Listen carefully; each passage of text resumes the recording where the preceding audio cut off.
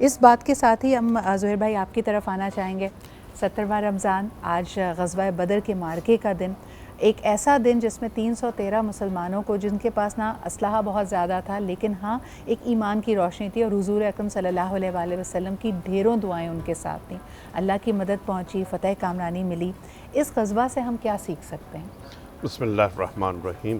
اگر آپ اجازت دیں تو ایک جملہ اس موضوع پہ بھی بول دوں جو ڈرامہ کی آپ بات کر رہی تھیں. جی آپ نے سارے بات کی اس ڈرامہ پہ اور سچویشن پر، لیکن اس سے نجات گیٹ کی آپ نے بات نہیں کی. جی ایسی پرسنالٹی کو اگر کوئی سمجھ لے، جی یعنی چاہے وہ رشتے میں دوست ہو، چاہے وہ بیوی ہو، چاہے بیوی کا میاں ہو، کوئی بھی ہو، اگر صرف اس کو تھوڑی سی کنسنٹریشن اور پیار دیا جائے تو اس ٹراما سے نکالنے میں بہت زیادہ ہیلپ فل ثابت ہو سکتا ہے. وہ ہوتا کیا ہے کہ وہ آدمی جب اریٹیٹ ہوتا ہے تو اب مزید جہاں وہ جاتا ہے وہ اپنی اریٹیشن کو ظاہر کرتا ہے، وہاں اور اس کو اگنور کیا جاتا ہے یا اور اس کو دور کیا جاتا ہے، نتیجتاً اس میں ملٹیپل اضافہ ہوتا چلا جاتا ہے. اگر اس کے بجائے تھوڑی سی اس کو توجہ اور پیار دے دیا جائے تو وہ اس ٹراما سے نکل آئے گا.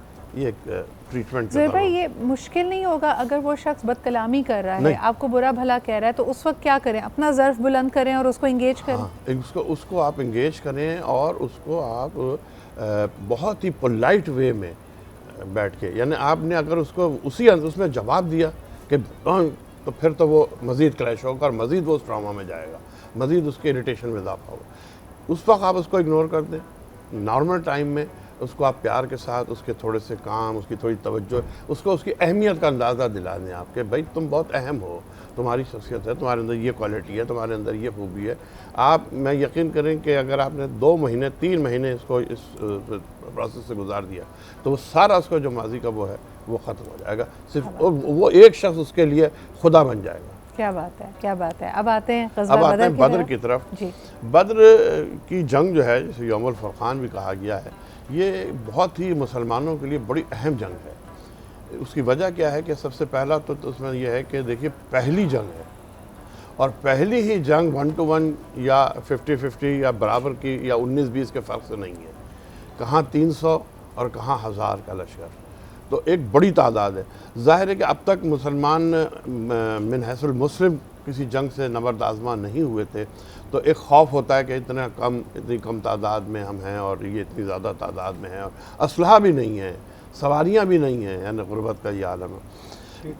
تو لیکن وہ جو جذبہ تھا، اس جذبے نے مسلمانوں کے اور اللہ سے جو خلوص تھا، لگاؤ تھا، اس نے اللہ تعالیٰ نے اس خلوص اور اس لگاؤ کو دیکھتے ہوئے اپنے دین کی بقا کے لیے ان پہ ان کی مدد بھی کی اور ان کو وہ حوصلہ اور وہ ہمت بھی دی کہ وہ 300 جو ہے وہ 1000 کے مقابلے پہ جا کے کھڑے ہوئے. ایک تو یہ بس ذہن میں مسلمان اگر رہیں، یہ جو ہم لوگ ہمیشہ یہ سوچتے ہیں کہ صاحب وہ طاقت میں زیادہ ہیں، وہ اسلحے میں زیادہ ہیں، وہ دولت میں زیادہ ہیں، وہ تعداد میں زیادہ ہیں. اگر آپ اللہ سے مخلص ہیں اور اگر اللہ سے مخلص ہونے کے بعد آپ اس کے لیے میدان میں آئے ہیں، تو چاہے تلوار کی لڑائی ہو، چاہے وہ گولی کی لڑائی ہو، چاہے وہ کردار کی لڑائی ہو، چاہے وہ ٹیکنالوجی کی لڑائی ہو، اگر آپ اللہ سے مخلص ہیں تو اللہ آپ کی مدد ہر طریقے سے کرے گا. ایسے طریقوں سے کرے گا کہ جہاں سے آپ سوچ بھی نہیں سکتے. سبحان اللہ. وہ آپ کے اپنی ذاتی کردار کی ڈیولپمنٹ کی بھی لڑائی ہو، وہ معاشیات کی بھی لڑائی ہو، آپ اللہ سے مخلص ہیں. ہماری پرابلم سب سے بڑی مسلمانوں کی یہ ہے کہ ہم اللہ سے مخلص نہیں ہیں، بالکل بھی نہیں ہے. میں بڑی معذرت کے ساتھ کہوں گا اس وقت جاری بات کہ ہم لوگ بالکل اللہ سے، جس دن اللہ سے مخلص ہو گئے یہ سارے اختلافات چھوٹے موٹے ساری باتیں یہ سب ایک طرف ہوں گی اور مسلمان جو ہیں وہ ایک قوم. سہیل بھائی، آپ نے اتنی پیاری بات کی. کل پرسوں میں کچھ ریلز دیکھ رہی تھی، اس کے اندر 2 جگہ یہ ذکر آیا کہ اگر تم زمانے کی بے قدری سے دل شکستہ ہو تو اللہ تعالیٰ فرماتے ہیں کہ میں سمجھتا ہوں تمہارے اس درد کو، کیونکہ انسان نے تو میری قدر نہ کی، اور اللہ تعالیٰ سے بڑا صابر کوئی نہیں ہے. اور اس کا انہوں نے مفہوم بیان کرتے ہوئے کہا کہ میں تو اس کو بھی دیتا ہوں جو مجھ سے منافی ہے، یعنی جو میری کہا ہوا نہیں مانتا. ایسا صبر انسان تو کر نہیں سکتے. یعنی ہماری آج کوئی دل ہمیں کوئی ایسی گلی کٹی سنا دے، ہماری بات نہ مانے، تو ہم فوراً اس سے قطع تعلق ہو جاتے ہیں یا پیچھے ہٹ جاتے ہیں. اللہ واقعی اگر ہم اپنے ارد گرد دیکھیں، گناہگار شخص بھی ہے، اس کی بھی رسی دراز ہے، اس کو بھی آخری وقت تک موقع دیا ہے کہ پلٹ آئے میری طرف.